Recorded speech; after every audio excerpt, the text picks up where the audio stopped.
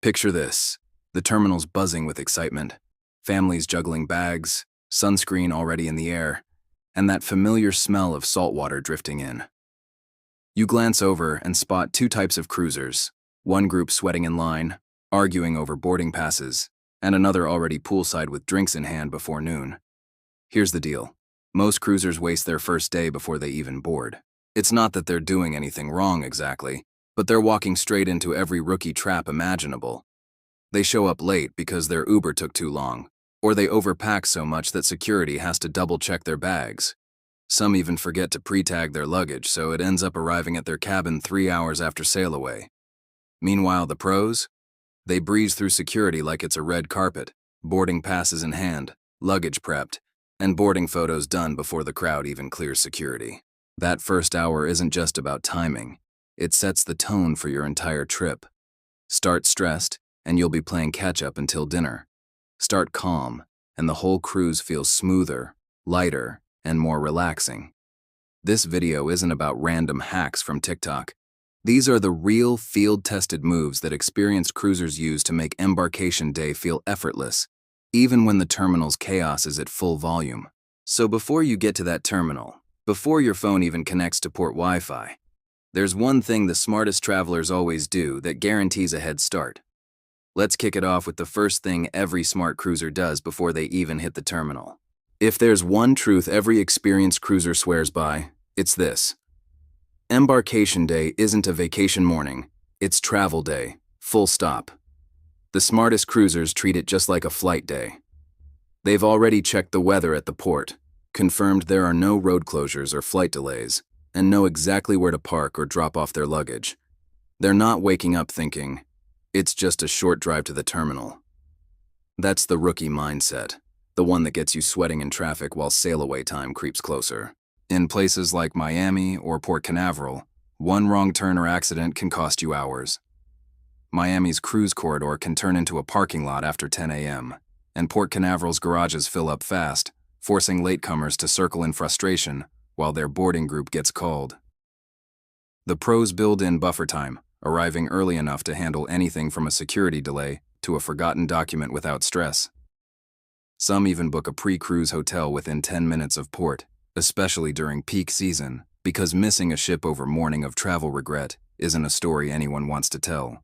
And when it comes to tech, don't count on your cell signal once you're near the dock. Many terminals turn into dead zones with hundreds of passengers fighting for bandwidth. Pro tip: always screenshot your port directions, parking QR code, and boarding passes. That one step can save you from a meltdown when the Wi-Fi vanishes just as the terminal staff asks for your confirmation number. Because once you hit that curb and hand over your bags, the clock starts ticking. And from that moment on, timing becomes everything. Ask any seasoned cruiser when to show up, and they'll all say the same thing: early. The real magic of embarkation day starts hours before most travelers even leave their hotel. While the rookies are still packing or grabbing coffee, the smart cruisers are already through security, boarding groups called, and snapping that empty deck selfie. Why? Because the first hour on board is prime time. You get first pick of dining reservations, cabin upgrades, and professional photos before the crowds flood in. By noon, those same lines stretch for half a deck. Here's the big contrast. Rookies assume noon is normal arrival time, but by then port traffic's backed up, luggage handlers are swamped, and security lines feel like a theme park queue. The pros aim for a 10:30 a.m. check-in slot, the sweet spot before the rush. On Royal Caribbean, that early slot often means breezing straight through with minimal waiting. Carnival's a little looser. They technically allow open arrivals, but showing up early still gets you processed faster, settled sooner, and sipping your first drink while others are still unloading their trunks. A common myth says boarding late helps you skip the crowds. Reality check. Late boarding equals end-of-day chaos. Security teams are tired, scanners backlogged, and you're fighting to find overhead space for carry-ons. That's not efficient. That's exhausting. Pro tip: always confirm your boarding time the night before, and aim to arrive at least 15-20 minutes earlier than your window. You'll hit that rare sweet spot where port staff are fresh, lines are short, and the ship still feels calm. Because once you're inside the terminal, one simple mistake can cost you your whole vibe. Here's something most cruisers never think about. Your first impression with the crew doesn't happen at dinner or during muster. It happens at the luggage drop. The pros know this moment sets the tone for everything that follows. The way you tag, handle, and hand over your bags determines how fast they reach your cabin, and whether they arrive in one piece. Rookie move? Overstuffed suitcases with straps hanging loose, old airline tags still attached, and paper cruise tags bent or half torn from the printer. Baggage handlers deal with thousands of bags per hour, and anything unclear or sloppy slows the process. The smart move is clean, clearly labeled handles with bright, readable tags showing your cabin number on both sides. Use clear plastic sleeves or laminate-style holders.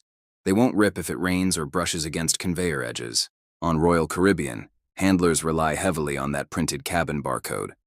On Carnival, crew often double-check by deck and zone, so bold numbers matter more than fancy luggage.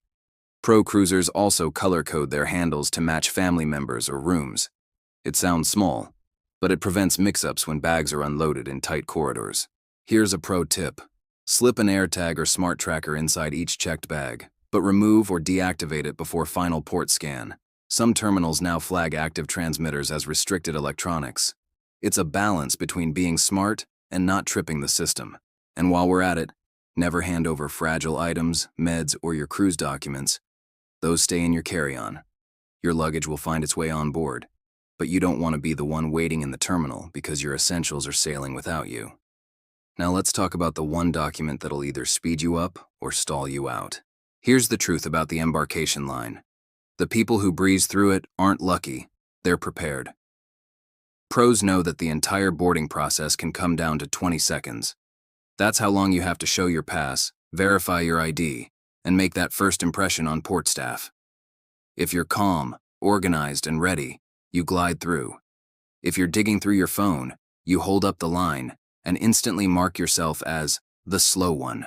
The rookie move, relying on your inbox at the worst possible moment. Wi-Fi in terminals is notoriously unstable, and cellular service often drops right when you need to pull up that digital pass. Smart cruisers have both. A crisp printed copy in a transparent sleeve and a digital backup in their favorites folder or wallet app.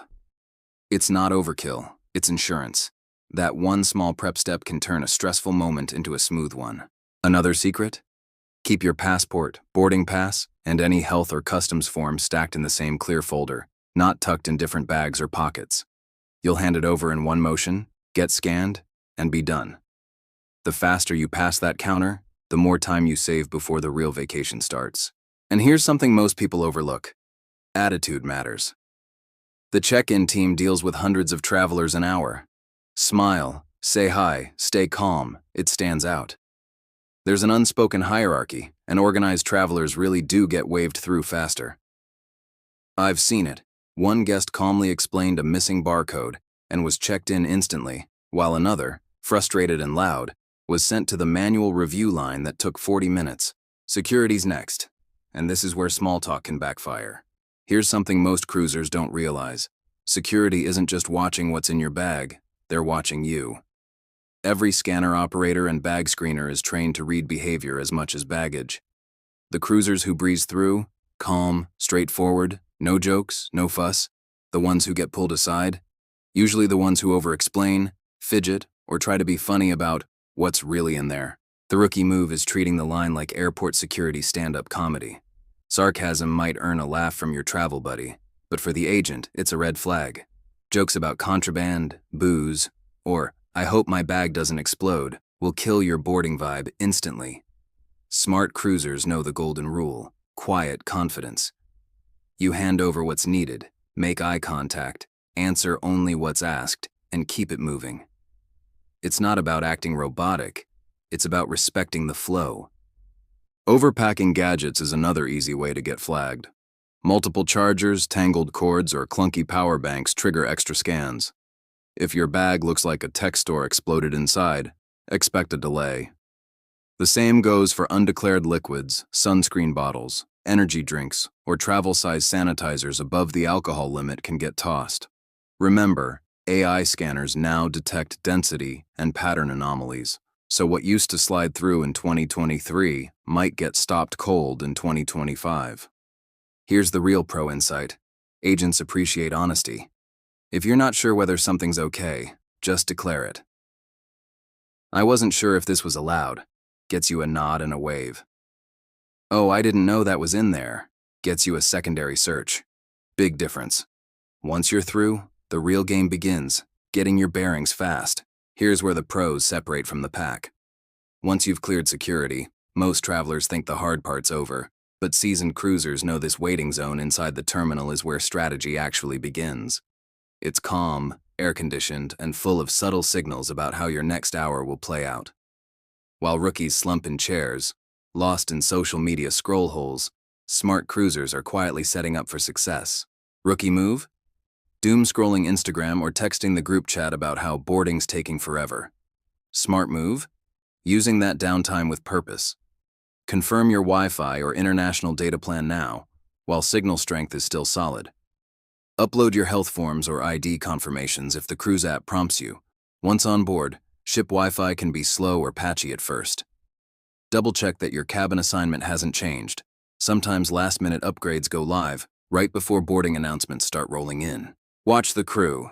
This is the pro tip no one talks about. Staff flow tells a story. If you see uniformed crew start moving toward one side of the terminal or gate area, that's a sign a new boarding group is about to open. Families with strollers, diamond tier guests, then general boarding. It's a rhythm. When you notice the pattern, you'll be among the first of your group to stand and move before the crowd even realizes it's time. And while you wait, prep your essentials, passport sleeve, phone boarding pass, sunglasses, and carry-on bag zipped and ready. This isn't about rushing, it's about observing. Because the next moment, that first step onto the ship, is pure magic. And when you're prepared, you actually get to feel it instead of fumble through it. The moment you step onto the ship, it's tempting to follow the flow, that steady stream of excited cruisers heading straight for the buffet. The smell of pizza, the open decks, the ocean breeze, it all screams, vacation starts now. But that's exactly where the smart cruiser makes a different move. Rookie move, eat first, plan later. Smart move, handle the business of your fun before everyone else realizes what's filling up. The first 30 minutes on board are golden, and pros treat them like a limited time opportunity window. Here's how they do it. Instead of grabbing a plate, they head straight to guest services or the dining reservation desk. Specialty dining, chef's table, or even primetime main dining slots can vanish fast. Get those locked in now, while the line is still short and the staff still has flexibility. Then, swing by the spa. Early birds not only get the best treatment times but often the best deals. Cruise lines quietly drop embarkation-day discounts to fill less popular time slots. Another pro move? Visit the kids' club or activities desk early if you're sailing with family. Registration lines explode later in the afternoon. Smart cruisers handle it now, then enjoy a relaxed lunch with everything booked and no lingering. What if we can't get in? Stress. As you walk, take note of your surroundings. The ship feels different when it's empty. You'll see the photo ops, deck shortcuts, and quiet corners others won't discover until day 3. By the time the buffet rush peaks, you'll be seated somewhere calm, maybe with a plate of food and your entire week already mapped out. That's the pro way. Board early, move smart, and enjoy later. Here's the truth no one tells first-time cruisers. Upgrades don't always end online. In 2025, the onboard task still works, and sometimes it works better than ever. Rookie move? Assuming that once the ship sails, your cabin fate is sealed. Smart move. Treat embarkation day like a live auction window, because that's exactly what it is. Cruise lines often hold back a handful of unsold balcony cabins, suite upgrades, or drink packages to release after boarding, and they'll quietly offer them to guests who ask first. Start at guest services or the loyalty desk, not the check-in counter. Be polite, clear, and brief. Hi, I was wondering if there are any embarkation day upgrade opportunities available. That's it. No pressure, no story, just calm confidence. Crew members remember courteous guests, and they're far more likely to help someone who isn't demanding. Programs like Royal Caribbean's Royal Up and Carnival's Bid for Upgrade still handle online bids pre-cruise, but on board, you can sometimes snag last-minute options that others declined or didn't show for. Think of it like a standby for better cabins. Here's the insider timing. Don't ask the moment you board. Wait until midday when the rush dies down and staff can actually check availability. That's when you'll find the most accurate answers, and sometimes the best deals. And remember, upgrades aren't just cabins. Beverage, Wi-Fi, and dining packages can be discounted up to 20% on board, especially during embarkation promos. If you strike out, don't sweat it. You've lost nothing but gained goodwill. Some guests get surprise upgrade calls mid-cruise, especially if they handled that first-day task with grace. Transition. With your cabin set and your perks locked in, it's time to handle the one thing most cruisers treat like a chore, the safety drill. Every cruise begins with one non-negotiable: the muster drill. It's not the fun part, but it's the law, and how you handle it sets the tone for your whole trip. In the old days, it meant standing shoulder to shoulder on deck in the sun. Today, most lines use the e-muster system, a short video and a quick check-in at your assigned station. It takes minutes, not hours if you do it right. Rookie move: ignoring the drill until the last call. Smart move: knock it out the moment you board. Here's why. The ship can't officially sail until everyone completes muster. That means your delay becomes everyone's delay, and the crew remembers it. Plus, your drink package and some onboard activities stay locked until you're cleared.